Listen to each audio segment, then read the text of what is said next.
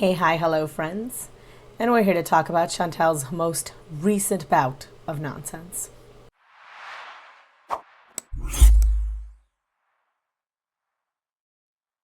Hi, guys. So, I've been MIA for a little bit. You guys know, posted a video last week and then came back a week later.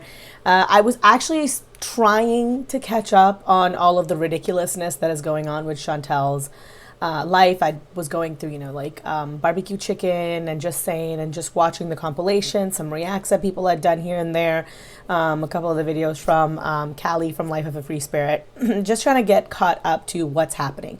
Because as much as I would like to go straight to the source and watch Chantel when, stuff's going on in her life, I don't have time to sit through like 500 hours of her videos to figure out what the point is at the end of the day, because she tends to talk very circularly. She tends to answer the same 4 or 5 questions from her audience, and she spends a lot of time like raging or pooping while the camera is still rolling and ridiculous things like that. So no one has time for that nonsense, but especially not if you've got, like a job and want to do other things. I was just feeling like I was like capable of making a video again, and then I saw that she and Nader had both gone live at the same time and that they were like fighting, essentially using the audience and YouTube as a go-between. And the video that you put up, it's like Starbeez or Come Starbeez with me or something like that. It's like 5 hours long.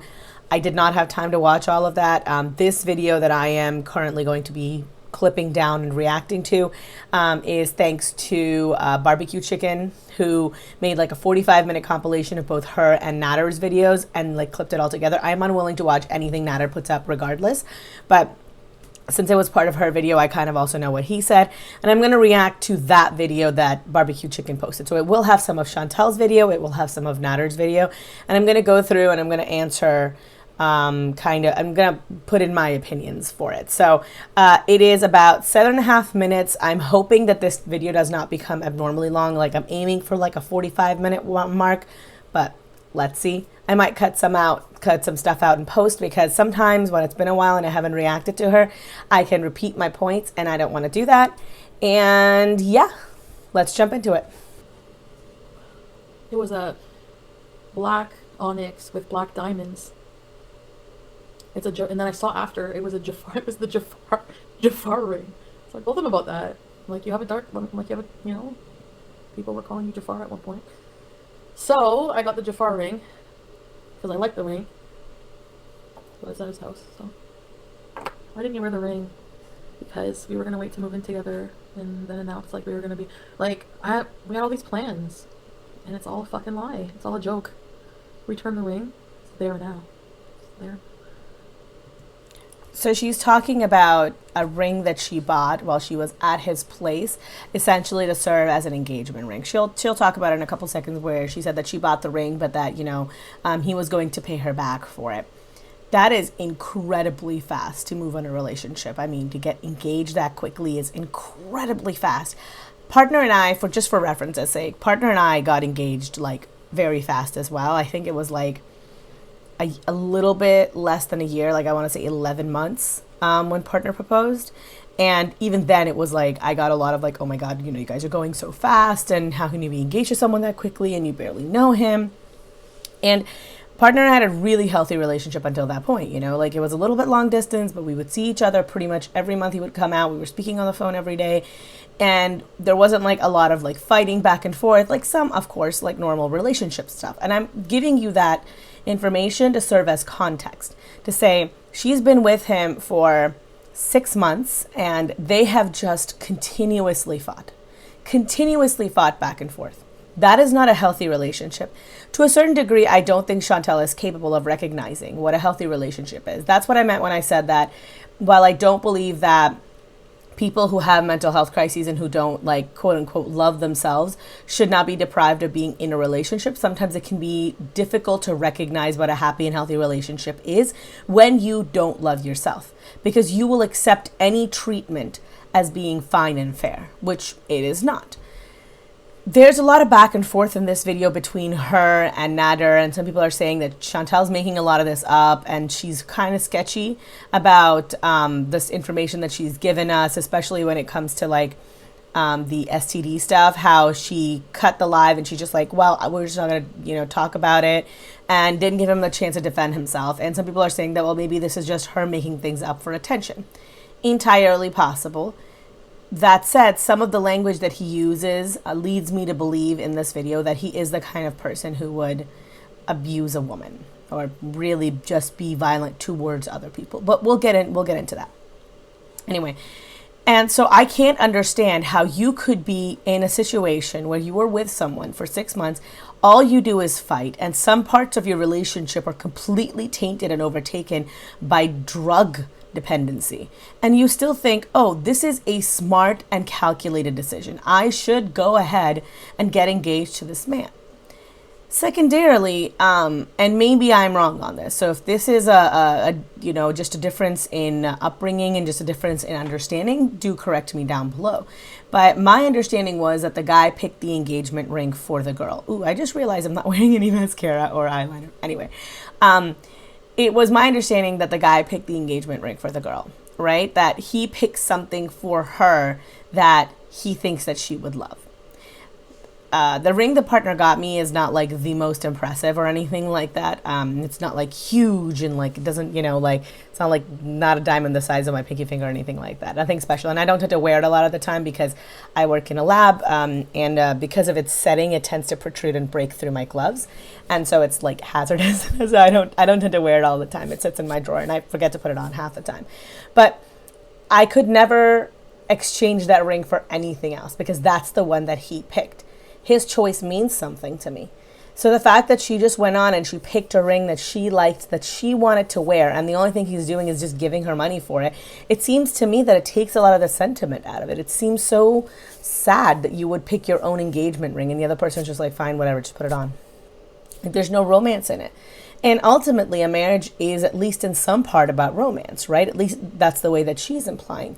That's the way that most people who are not getting married out of like convenience or because of extenuating circumstances, they're marrying because they love the other person. And then on top of that, she picked the Jafar ring. There has been a lot of language that she has used towards other creators of color that paint Chantel in a less than positive light. And then here we have her picking out a ring, right? That, look, I'm someone who has both Middle Eastern blood and like Southeast Asian blood, and I'm telling you that I find like Aladdin as a concept to be both like, I don't know, I like it. I like the appeal of it. I like the aesthetics of it. I mean, I named myself Jasmine because I think it's beautiful, and the movie especially was beautiful. But there is a lot of negative association, especially in the original movie. If you guys don't remember, there was a lot of like really stereotypical things in there that made me very like unhappy. Like, it's barbaric, but hey, it's home. Like that line. They changed it for the new movies that they did with Will Smith, but the sentiment is still there, and you can see that by the weird mishmash of cultures on display in that movie, right? It's like Indian and Southeast Asian, and not Southeast Asian, sorry, Indian and like Middle Eastern, all of it sort of thrown together in one movie that serves as representation for a massive number of people with very distinct and different cultures. So the fact that she's dating an Egyptian man and she saw a Jafar-inspired ring, and she's just like, yep, that's the one. I'm not going to go ahead and say that that's racist because I don't know, but it does definitely strike me as being really kind of ignorant, right? Like, I wouldn't buy her a merch from like Free Willy, right? Because she's like, because people in your comments, they call you a whale, so I should get you this merch. Like, do you understand what I mean? Like, it is fundamentally, it's not a nice comparison. Jafar isn't the hero. Like, if they said, oh, he's Aladdin, then okay, maybe. But they're not saying that. This is not a positive comparison. They're literally calling him a villain. Jafar is quote unquote a monster in the movie. So I don't know. It made smidge bit uncomfortable. That's all. Send the cops to get your stuff. I know. I don't know how I would get my stuff. I don't want to see him in person because it's just I don't want to. Because if I look at him, I get weak. I don't want to end up going in and then having sex and all this shit. No. I know he was angry, but we're just standing outside, and I'm just like, I want someone to come back to the car and get my stuff. He's like, who? I'm like, I'm just gonna ask some random person. He's like, okay. I don't know what... She said before that she sometimes thinks of him as like a snake charmer, which, again, that association there that she always draws. Why wouldn't she say he's hypnotic? Anyway, I'm maybe reading too much into that. But she said that he's, if she sees him in person, he's able to convince her to come see him and, just make everything okay. And like, just she'll get back together with him. And it's hard for her to leave then if she's like there with him in person. This is not a man that is going to be begging Chantel to come back in any situation.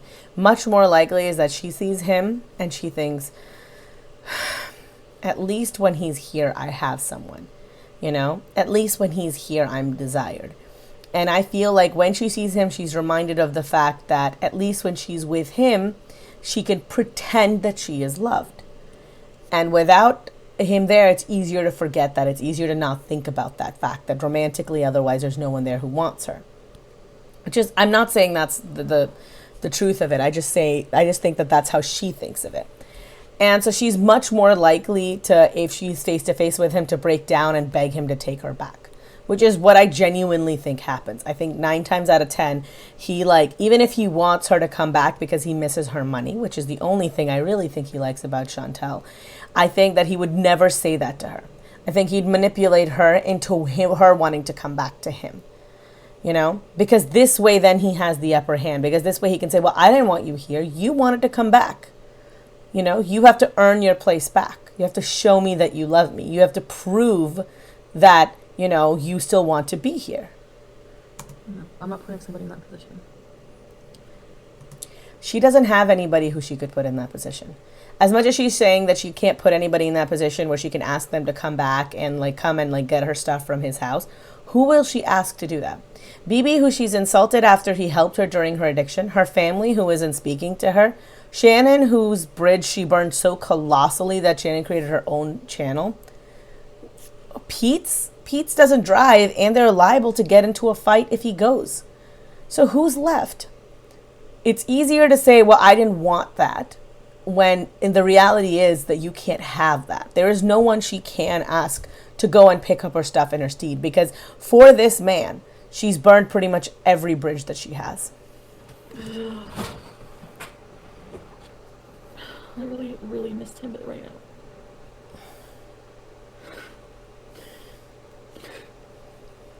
I feel like I haven't processed anything because I just can't. Do you guys remember shortly after her grandmother died that she had another breakup with Nader, and she'd come on camera and she was like, I just miss my grandmother so much, And the reason that she does that is because it's a play for sympathy. Obviously, everyone knows that. But the secondary reason is that it's easier to play her sadness off as being something else so that she can pretend to be angry at the relationship, because that's the response people want to see. That's the response that she should have. She's not really angry. She's mostly just sad, because despite how horribly he treats her, she wants this to work out. She wants to prove everybody on the internet wrong, and she wants to be in a relationship where someone wants to marry her and desires her, and where she's happy and, all of those things that she doesn't currently have. And when she tells us about what he's doing, obviously when she decides to share with us this information, people are going to be mad, especially her fans. I'm not a fan, and even I'm mad at her a lot of the time because of the decisions that she makes concerning Nader, because he's a garbage person, and I stand behind that comment 100%, right? So when you are in this position where you are telling people this information and logically that you should be mad at him, but because of your own low self-esteem or because of whatever, you just don't, you're just sad because you don't have that attention, that romantic attention from a man anymore, it's easier to say, hey, yeah, I really miss Timbit, I really miss my grandmother, and name that as the source of your sadness, because it serves twofold. One, now when she's mad, she can just say, oh yeah, I'm just mad. I'm not even sad. I was sad about something else. And two, she gets the sympathy ass pats from the people in her audience saying, oh, you poor thing. But you left Pete sitting at home by himself when his cat had died, right? When his cat, his own personal cat had died, you had left him sitting at home by himself, asleep, waking up and wondering, where did my friend go? Where did the person who said she'd be there for me go? And you went so that you could drink wine at your boyfriend's house. And then you want to sit here and you want to say, I feel so sad. You know, I'm so sad about Timbit's death. It's not about you. And why should I care about how much you miss Timbits, even if that was true, even if that was the reason you were crying, when you didn't care about the person who's going through the worst of it? You know? That would be like if, you know, like if I have like a best friend or someone who spends a lot of time in my house and she knows everybody in my family, you know, when a family member dies and I say, I'm so sad to her, and she goes, yeah, I'm really sad too. You know, I really love them. Well, it's not about you. They weren't your family member. You might have known them, but they were part of my life in an intimate way that they just weren't part of yours. And given that Timbit had feline leukemia and stayed in Pete's room all the time, that's the relationship that Pete's had with that cat.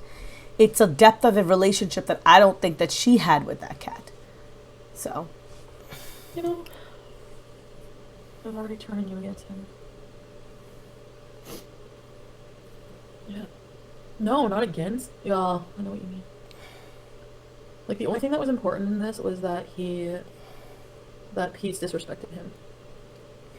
And by me, like, crying and not wanting to be screamed at, and even if you didn't scream at me, the fact that you, like, threatened my best friend, or, like, talked like that about my best friend, well, he talked about me like that. Yeah, because of me, because I told him things that you did to me. It's like, if you had a best friend, it's like he doesn't take ownership or anything of what he did. But why would he take ownership over anything that he did? You don't ever seem to hold him accountable for any of his actions. What consequence does he have facing him when he does stuff like this? There's no consequence for his actions, and therefore he has no incentive to change. And the older we get, by the way, the less likely we are to fundamentally change who we are as a person. The harder that it gets, we tend to become kind of stuck in our ways. So he doesn't really have any incentive to change. He doesn't have any reason to change. And you've not really made any point of why he should be changing to begin with. Because you often callously disregard Pete's whenever it comes to him anyway. So why shouldn't he assume that Pete's is unimportant and that you should just dump Pete's altogether? And I don't really even think that Chantal is mad about him saying that, yeah, you can't live with Pete's. She has shown so little consideration for Pete's that I don't think for a second if he said, no, I don't like the fact that you're living with Pete's, she'd be like, yeah, you know, I don't care what you want. He's my best friend and I'm still going to stick up for him. I for 100% think that the fight got out of hand because of something else entirely. Maybe she doesn't want to give up her cats. She has shown more of an emotional attachment to them. And given the sheer backlash that she had after, like, floating the idea across, I can understand.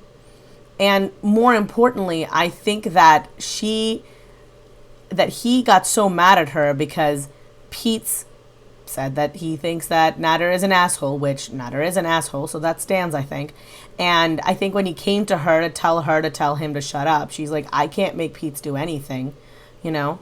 And I'm sorry, but I don't really have any solution here. I think he might have suggested that she just sort of leave him in a lurch, just move out altogether, you know, and let him front the whole bill for living in that apartment. And I think that's why she left.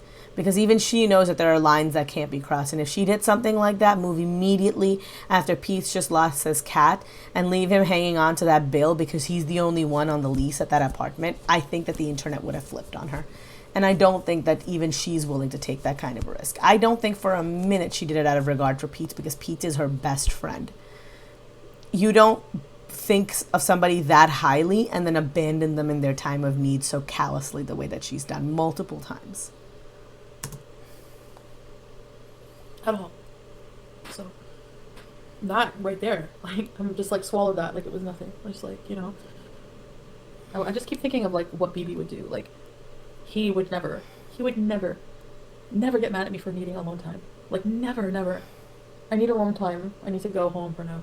It wouldn't be a big fight. You're going to get your cats all your stuff. You're not going back home. Like, what? Super fucking controlling.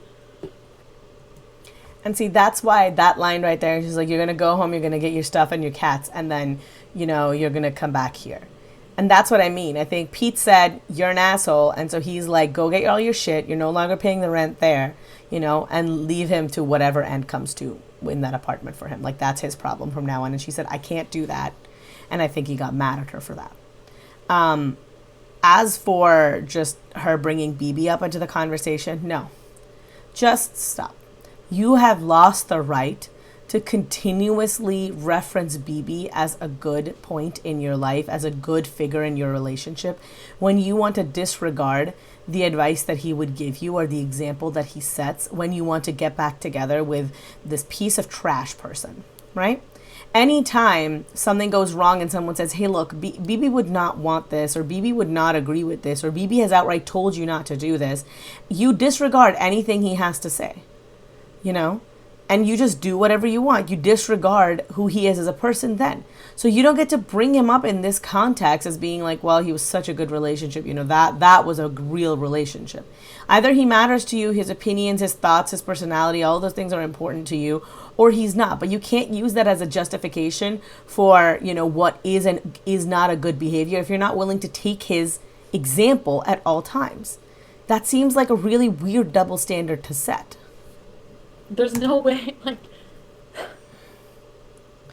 Also, I will just say, needing alone time is not necessarily like a deflection or a bad thing. It just depends on whether you're an introvert or an extrovert. The best way that I've heard that being put is whether or not you draw energy from being with people, or whether you need time to recharge after you've been with people. It's got nothing to do with how social you are when you're there, right? So like, I am more of an extrovert. The longer I am with people, the more hyped I get. And as for my partner, the longer he is with people, the more like calm he gets. I don't know if I'm putting it. The longer he is with people, I guess the more like low energy and withdrawn he gets, right? So like the first hour, he's great. He's socializing. Second hour, he's good. He's still talking to people. Third hour, he's getting kind of run down. He's sitting in the corner. By the fourth hour, he's like, I want to go home now. So he needs like a little bit of time to recharge. He needs time to like work on things, and he's very like productivity focused. So he's like, I'm going to go do some stuff on my computer and just work for a little bit so that like I feel like, okay, I've like gotten something accomplished today. So if we spend like a whole day with friends, he needs to go home and he just needs to be by himself for like a couple hours. And it's just how he is. It's how he's built, you know? There's nothing wrong with it, and I don't think that she's wrong for demanding it necessarily. I just think that it's unfair of her to continuously bring BB up as like the gold standard when she needs to put Nader down. But then when she's back with Nader and people are saying, hey, this is contrary to what you said you wanted before, she's immediately like, oh, well, blah, blah, blah, why are you bringing BB up? That relationship's over. It's over for a reason. Blah, blah, blah, blah, blah. I could actually drive you to meet up Pete. Drop me off. Like, I just want to talk to him. You think I'm stupid? I broke up. Okay, so two things. One, his video and her video are actually playing at the same time. If you watch both of them through, you'll see like she's responding to stuff that he's saying, and people are telling him things in his chat that she's actively saying on camera. And so they're kind of like going back and forth. It's like having a like a conversation with each other, but using YouTube and the audience as a meeting, as a mediator. And the fact that he said that, you know, oh, well, I just want to talk to him. I just want to talk to him. Well, we'll see his version of talking. I don't want to hear anymore. And I won't need to hear about her anymore. She has problem and I cannot handle it. She want to move with me. We're going to see a place tomorrow. And at the same time, she want to she still live with Beats. I'm sorry. Sorry, girl, if you hear me. You don't be with my girlfriend and live with your ex. Sorry, I don't accept that, and I think nobody will accept that. My perspective on this is maybe a little bit skewed because I have not really lived with a lot of people in the past.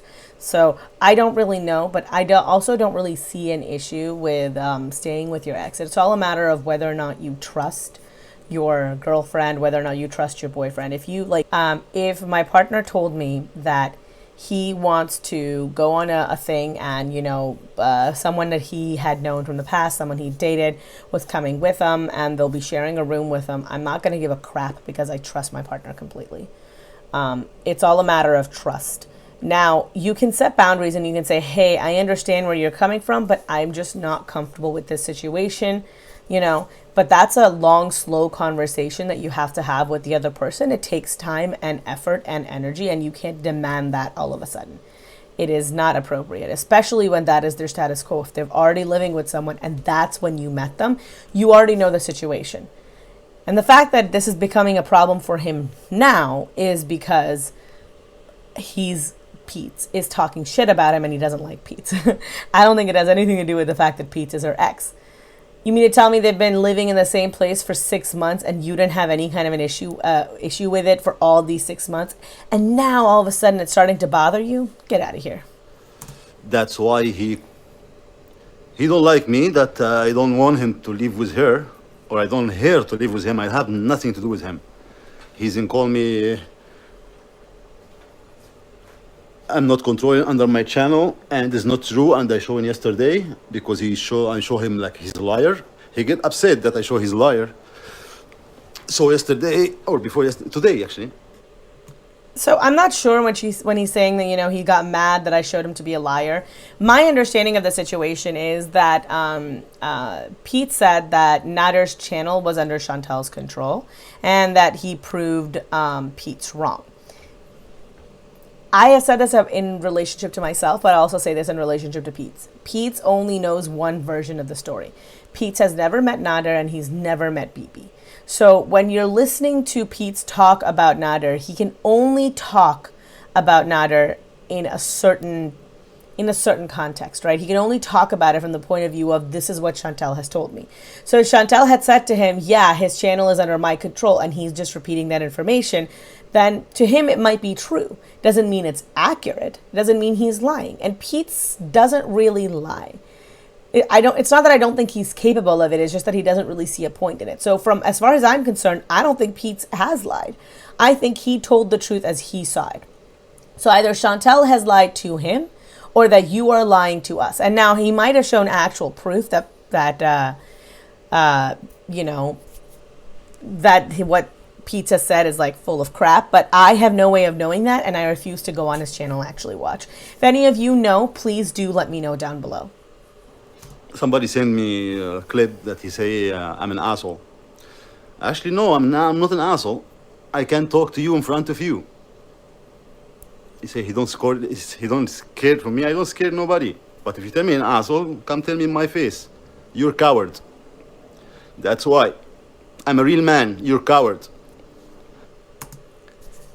And this is where I come to when I say that I think that some of the language that he uses implies that he would be violent with other people. Now, I don't know if I've left the clip in here or not, but he says multiple times during this thing that he's like, I'll just slap you once. I don't even need to slap you multiple times. Just one slap for you would be enough. Just 2 slaps for, if he sees my face, he'll run away. He says things like that a lot of time, implying that he will inflict harm upon Pete's. Look, I mean this with all due love. I am not easily scared, and you cannot easily scare me with threats of violence. I have been in worse situations, I think, in my life than just having people on the internet call me a fat ass or use trans slurs at me or imply that I am a man or any of those things that people like to do in my comment section from time to time. I don't give a crap. I'm not bothered by it. And there's very little people could do on the internet that would scare me. Like, I've flown through, a war zone multiple times. I have flown and landed in planes so incredibly rickety that the air conditioner wouldn't work until they were in the air. I've been held at gunpoint more than once. I've had the army board my vehicle more than once. Like, I have been through a lot of situations in my life. Most stuff does not scare me. I am not easily scared. Just who I am as a person. That doesn't mean that if you're going to threaten me with violence that I'm going to show up. Just because I'm not scared doesn't mean that I also want to be involved in that situation. I'm not hot-headed like that, right? Like, first of all, I am not in peak performance, My body is not like a vehicle of destruction. I cannot go there and like punch somebody into submission, nor would I want to, right? I don't believe in violence. I am also probably really terrible at it because I am like a soft dough person, right? I'm like the Pillsbury dough boy, dough girl. So I'm not about that life. And if someone comes up to me and they say, hey, you really want to prove your point, then let's go and punch it out. I'm going to be like, okay, cool. You do you. I'm going to leave. That's not being a coward. That's being smart. And Nader's way of thinking is what landed him in prison the first time around. So maybe don't take the advice of someone who clearly has anger issues. And let's deconstruct for a second what he means by saying, you know, I'm a real man and you're a coward. The coward thing we talked about a little, right? Not wanting to engage in physical violence is not the sign of a coward. It's the sign of an intelligent person. But what does he mean by you're not a real man? Chantal has already said that he is homophobic. She said as much. Now, Chantal could be lying, but there's no reason for her to have lied at that point because they were quote unquote good at that point in their relationship. So what that says to me is that he views the fact that Pete has mental health issues, something that he mocks Chantal for lightly in this tirade that he goes on against, that she has mental problems, that she's crazy, that she needs to handle herself. A lot of men will say, okay, yeah, well, mental health is important, but only for women. Right? Yeah, because, you know, bitches be crazy and like they should deal with their mental health. But when it comes to other guys, it's like, oh, you should be able to handle your shit. You should be a man about this. Why aren't you being tough and masculine and alpha male about this? The only thing I have to say about the alpha male thing is that all the alpha male stuff is garbage. Alpha males do not exist even in nature. In wolves, where this study was first observed, where this behavior was first observed, it was in captive wolves. So he's essentially comparing himself to anyone who says, he didn't say alpha male, but any man who says, well, I'm an alpha male, you're comparing yourself to wolves in captivity. In nature, the only reason why there's an alpha male and an alpha female is because they are the parents of the pack and the other people underneath them are their children. So no, that is not a phenomenon that actually exists. It's nonsense. The guy who came out with this theory later went back and retracted it. So that's how level of garbage it is. And when you're sitting there and you're saying that I'm a real man because you're willing to punch your way out of a situation and implying that the other person isn't a real man because they're not willing to engage in violence, that, like, not to get too like S-Jew about it, but genuinely that's the kind of thing that people say toxic masculinity, because punching people is not the answer, because engaging in violence doesn't make you any more of a man. I am not interested in someone who thinks that their first like line of defense is to hit other people. One of the things that I love the most about Partner is how cool of a head he has. He is like one of the calmest people I know. And I am a very angry person. I have been for a very long period of time. And I've been getting better with like therapy and all that and just growing, you know. But I have anger issues. So having someone in my life who is that calm-headed, who can engage in like a dispute that for any other person would make them seething mad and do it calmly with an even voice without losing their head, I think it's an amazing trait. That is more the sign of a man to me than whatever it is that he's got going on right now. So the idea that the only way that you can be a real man is if you bottle up all of your shit, that you don't have mental health issues, that you never have any of these things, I don't think that that's fair at all. And for a lot of the things, the thing is, I don't necessarily like to be the kind of person who says that, you know, there's only one correct way of behaving for men or for women. I think there's a multitude in ways in which you can behave that I think most of them are fine. But when people come out and they say things like, well, you know, you have to come and say it to my face. And when you have, there's like a pattern of behavior that I've noticed with people who believe in this whole like alpha male of not being a real man. And their pattern of being like, come and say it to my face, you know, if you really like thought that way, you'd be able to, you know what I mean? Like there's this hyper masculine way of responding that I have noticed in a lot of these people. And that's why when I look at this person, I look at the kind of behavior pattern that Chantal has displayed. I look at her downward trajectory in terms of her mood and her stability and her drug use.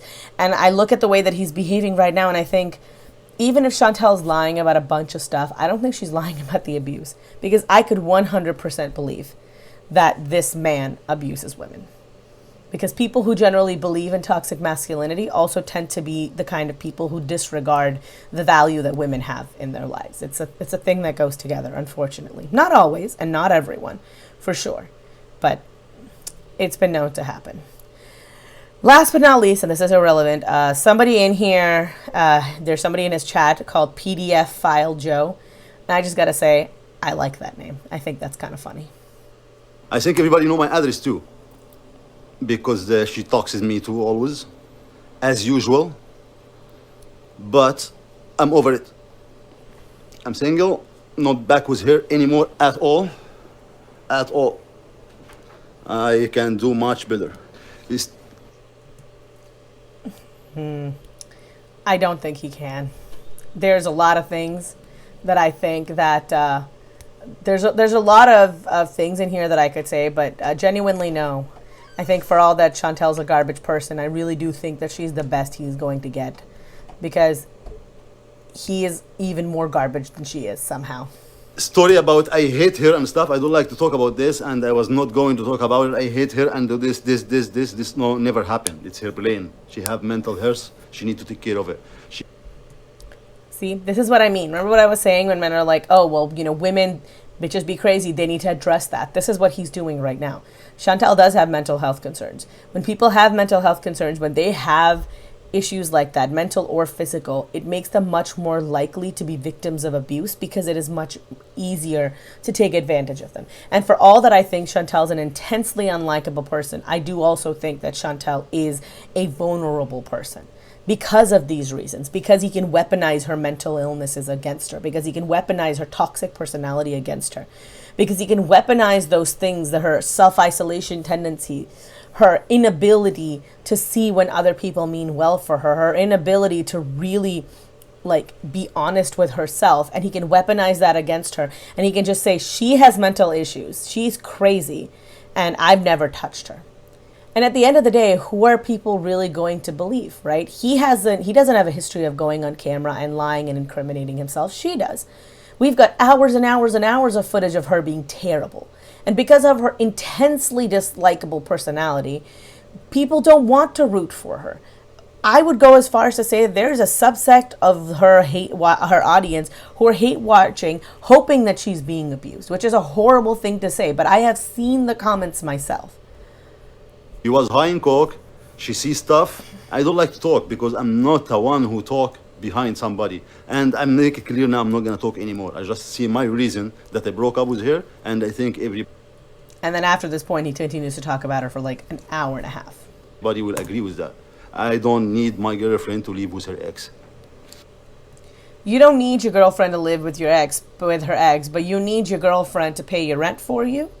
I'm just saying, if you're going to hold up this ideal of toxic masculinity where it's like, this is not appropriate, then you should remember that one of the tenets of masculinity as well is that you should be the man, you should be the provider.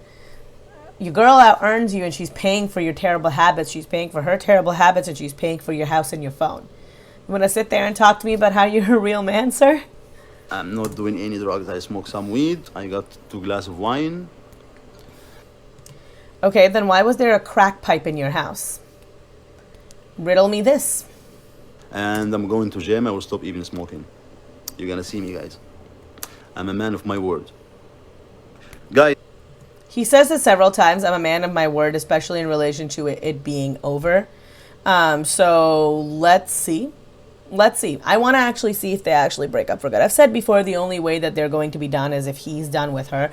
And he might be, maybe she's bringing way, way too much drama to the table and he just doesn't want to deal with it. But I'm curious to see if they're actually done this time. This is the first time that he's actually said anything about it on camera, so. If you need to take something told about him, talk about him. Because I don't make my channel talk about nobody. Here, my channel, no drama. Broke up with her, I don't give a fuck. I don't need him in my life. I don't need even to see both of them face.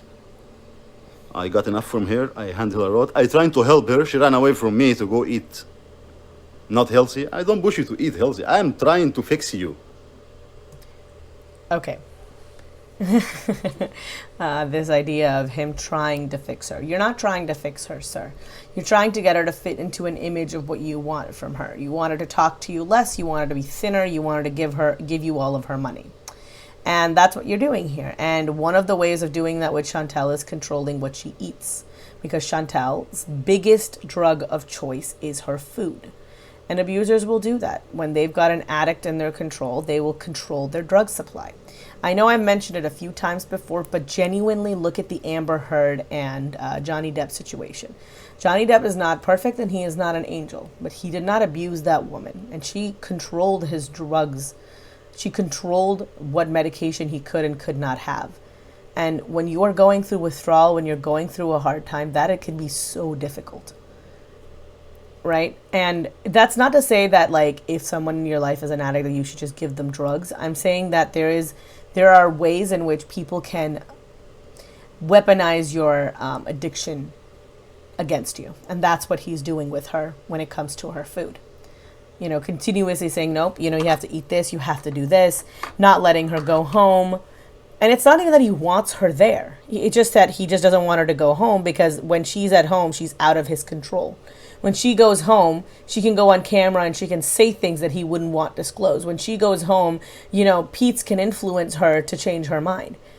When she's not there, she's out of his immediate control. And that's why he doesn't like her going home. Make you better life.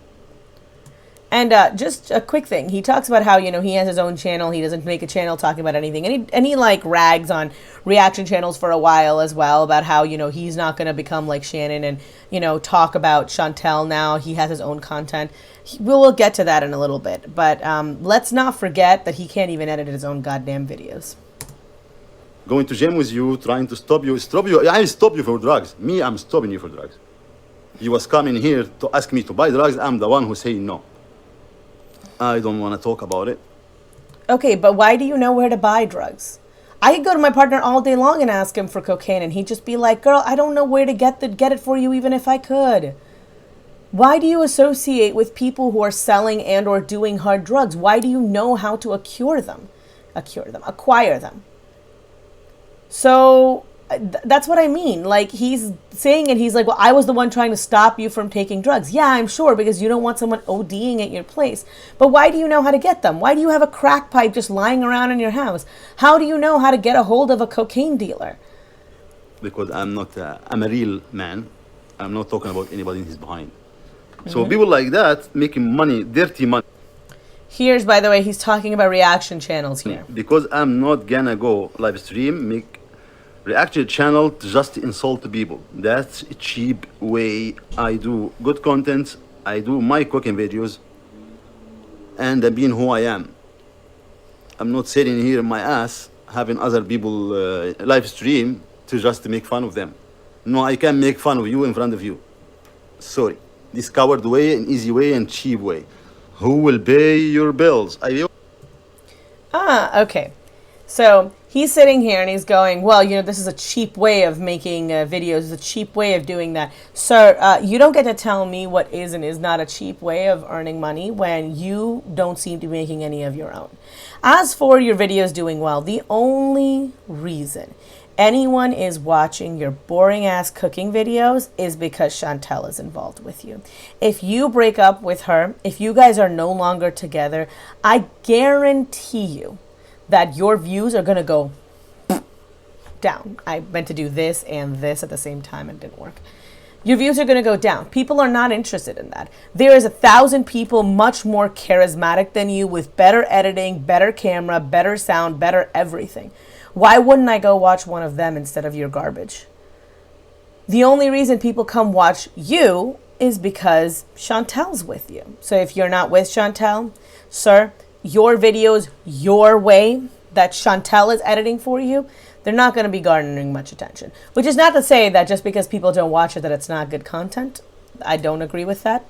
But he's coming on here so proud of the fact that he's, you know, I'm doing so well and I don't need other people and blah, blah, blah, blah, blah. Meanwhile, his girlfriend's the one, well, ex-girlfriend, I suppose at this point. His ex-girlfriend is the one who's doing all the editing for him, uploading the videos for him, showed him how to make a channel. And the only reason he even has views is because of her. That's cheap content. That's cheap viewership. I pay my bills all my life. And I am not hiding anything. She helped me one month for my rent. She helped you 1 month for your rent. She bought you a bunch of clothes. You know, she bought all the drugs that you guys do together. She pays for all the food. She buys your groceries. She edits your videos. You know, so don't just reduce all the things that Chantal has done for you down to, oh, she paid my rent for me 1 month. Because you and I both know that that's not true. I keep forgiving her for what she did. Every time, forgiving her, say, oh, she have mental health problem. Oh, okay, don't dump her. Help her. Stay with her. Oh, because she was in my back one day. That's why. This is the only reason. I got some emotion for her. Yes, I did. Now I have zero. Just to close it. I mean, let's see. Let's see. And he say once more, he's like, oh, you know, I forgive her for behaving this way. Meanwhile, he's the one who's screaming at her and who hit her. And at the same time, you know, he's not taking any accountability for his actions. He's not taking any accountability for the fact that he procured the drugs that she became addicted to. He's not taking any accountability of his own action. He's sitting there and saying, well, I forgave her. Sir, what about her forgiving you? Have you even asked for forgiveness? Have you even asked? My check from YouTube this month, not bad. So the rent she helped me with one day, I tell her this check is yours. Ask her that. And I am a man of my word. He said I was... Okay, so I'm not entirely sure what he said there other than he got his check from YouTube and it wasn't bad. And I know he said something about giving the check to her, but I'm not really entirely clear. All I'm going to say is that check isn't really your check, it's hers anyway, even if you don't give it to her. You have to be fucking joking. Are you kidding me? Oh, that's definitely... So this is, he mentions that, you know, she's on drugs. He mentions that she does drugs and then she like imagines things essentially. And this is her responding in real time to him. And she has a part later on where she actually sits on a couch, has his video playing on the TV, and she's still actively reacting live while she, you know, continues to stream herself. So that's what I mean, where it's like kind of intertwined, where he's getting information about what she's saying. She's getting information about what he's saying. That's why I left this part in here. Wow. Wow. So it's gonna be that way, huh? No abuse will come back! Oh my god, you people are so stupid and ignorant. My therapist said it takes an abused woman 7 or 8 times on average to leave. They're just baiting him. Okay. So that will kind of be the end of the video that I have here. She ends it with saying that her therapist told her that it can take an abused woman 7 or 8 times to leave her abusive partner. And I'm sure that that is probably true. My problem with her quoting stuff like this out of context is that I'm also sure that she said it to her in the context of, you're in an abusive relationship. It can be hard to leave your abusive partner. It can take women average of this time, but you should try and leave your partner because he's abusive. And she conveniently forgets to mention all of those other things. Because remember, since the time that he's broken up with her, she hasn't exactly spoken to her therapist. That means her therapist told her this while she was actively continuing to stay with her abuser, someone who she has the power to leave right now and who she continuously keeps defending, who she continuously keeps trying to get her audience to like, who she's continuously tried to get her, gaslight her audience into being okay with. So while I am glad, and I am so glad that she's seeing a therapist, I can't help but feel that everything we get from her when it comes to therapy is basically just the bits of therapy that she wanted to hear. That will be it for the video from me. I am sure, I know actually, that by this point she's actually gone live again. She has a video right now called Starbeezing or something like that. I haven't seen that yet. I'm going to see if I can get another video out for you guys at some point. Well, I know for sure there's going to be one video out for you guys on Saturday. It's pre-recorded already and it's going to come out. So that one's going to be maybe not discussing Chantal quite as much just because you know, I didn't know what was happening with her then. I recorded that after, before all of this nonsense happened.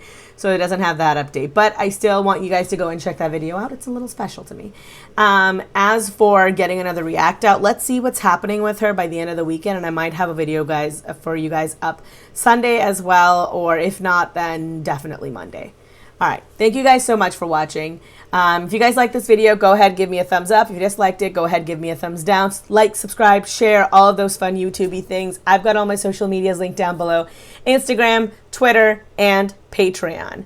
If you guys don't know, you can, Patreon is like a tip jar for the internet. You guys can toss a few coins in my direction if you think what I'm doing is worthwhile. You guys don't have to, and it's not necessary, but I always appreciate it.